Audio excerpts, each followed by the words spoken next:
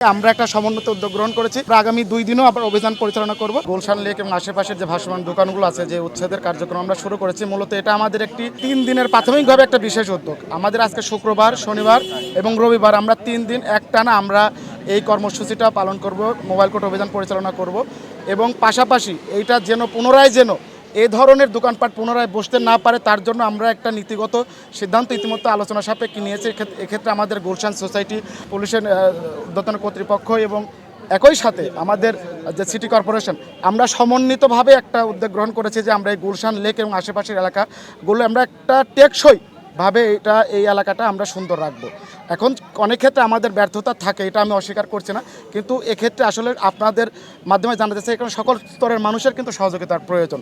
শুধুমাত্র সরকারি কর্মকর্তাকে এই জন্য দায়ী করলে পারে কিন্তু বিষয়টা কিন্তু সমাধান হয়ে যায় না। আমরা যদি সবাই সচেতনভাবে আমাদের চারপাশটাকে যদি সুন্দর রাখি, আমরা যদি সেক্ষেত্রে সহযোগিতা করি, তাহলে মনে একটা টেকসই একটা সুন্দর একটা আউটপুট আমরা দেখতে পাই। এবং আপনাদেরকে আশ্বস্ত করতে চাই, আমরা একটা সমন্বিত উদ্যোগ গ্রহণ করেছি। এই উদ্যোগের মাধ্যমে আমরা আগামী 2 দিনও আবার অভিযান পরিচালনা করব এবং সামনের দিনগুলোতে অভিযান অব্যাহত থাকবে।